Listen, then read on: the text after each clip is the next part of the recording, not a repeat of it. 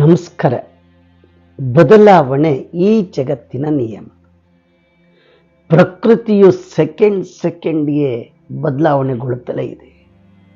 ಮೊದಲು ಈ ಬ್ರಹ್ಮಾಂಡ ಅನಿಲವಾಗಿತ್ತು, ನೀರಾಯಿತು, ಘನೀಭವಿಸಿತು. ಇವತ್ತು ದೊಡ್ಡ ಬ್ರಹ್ಮಾಂಡ ಆಗಿದೆ. ಸೂರ್ಯ, ನಕ್ಷತ್ರ, ಚಂದ್ರ ಎಲ್ಲ ಇದೆ, ಭೂಮಿನೂ ಇದೆ. ಇವು ಕೂಡ ಶಾಶ್ವತನ ಇಲ್ಲ, ಬದಲಾವಣೆ ಮಾಡಿಕೊಳ್ಳುತ್ತಲೇ ಇರ್ತವೆ, ಬದಲಾವಣೆ ಆಗ್ತಲೇ ಇರುತ್ತೆ. ಹಾಗೆ ಚಿಗರಿಹಳ್ಳಿಯ ದೀಪ 40 ವರ್ಷಗಳಿಂದ ಉರಿತಿತ್ತು. ಹೌದು, ಅದೊಂದು ಪವಾಡ ಅಂತ ಹೇಳಿ ನಾವೆಲ್ಲ ನಂಬಿದ್ವಿ. ಆ ದೀಪವೂ ಕೂಡ ಉರಿಯೋದು ನಿಂತೋಯ್ತು.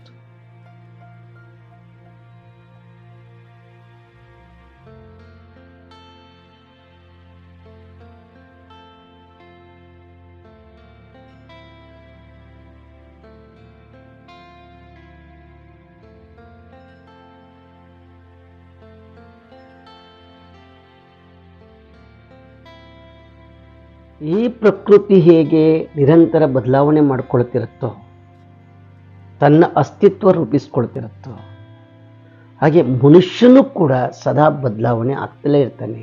ಅವನಿಗೂ ಒಂದು ಅವಸಾನ ಕಾಣುತ್ತೆ.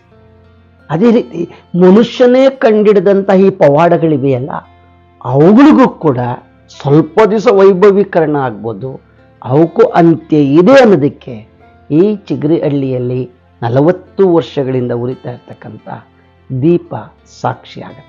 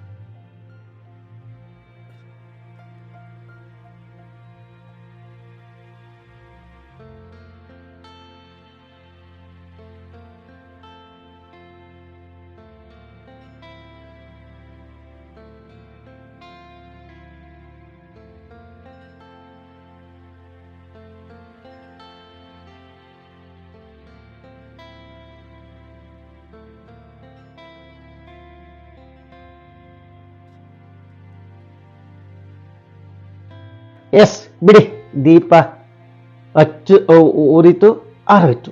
ಈ ಜಗತ್ತು ಹಾಗೆ, ಈ ಮನುಷ್ಯನ ಹಾಗೆ ಹುಟ್ಟು ಮತ್ತು ಸಾವಿನ ನಡುವೆ ಏನೆಲ್ಲ ಆಟ ಆಡ್ತಾನೆ ಅದು ಅವನಿಗೆ ಗೊತ್ತಿದೆ. ಅದು ಒತ್ತಟ್ಟಿಗಿರಲಿ.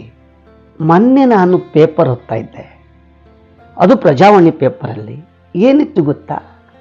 ನಗು ಬರುತ್ತೆ. ಜ್ಯೋತಿಷಿಯ ಹೆಂಡತಿ ನಾಪತ್ತೆಯಾಗಿದ್ದಾಳೆ. ಅವಳನ್ನ ಹುಡಿಕೊಡಿ ಅಂತ ಹೇಳಿ ಪೊಲೀಸ್ ಸ್ಟೇಷನ್ಗೆ ಜ್ಯೋತಿಷಿ ಹೋಗ್ತಾನೆ.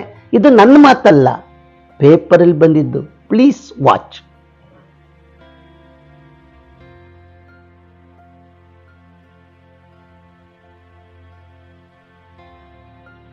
ಆತ್ಮೀಯರೇ, ನಿಮ್ಮ ಸುತ್ತಮುತ್ತ ವಾಮಾಚಾರ, ಮಾಟ ಮಂತ್ರ, ದೆವ್ವ ಭೂತಗಳ ಹೆದರಿಕೆಯಿಂದ ಮಾನಸಿಕ ಸಮಸ್ಯೆಗಳಿಂದ ಬಳಲುತ್ತಿರುವವರಿದ್ದರೆ ಕರ್ನಾಟಕ ರಾಜ್ಯ ವೈಜ್ಞಾನಿಕ ಸಂಶೋಧನಾ ಪರಿಷತ್ ಈ ನೋಂದಾಯಿತ ಸಂಸ್ಥೆಗೆ ಸಂಪರ್ಕಿಸುವ ಮೂಲಕ ಸಮಸ್ಯೆ ಮನಸ್ಸನ್ನು, ಮನುಷ್ಯನನ್ನು ಸುಡುವ ಮುನ್ನ ಸರಿಪಡಿಸಿಕೊಳ್ಳಿ.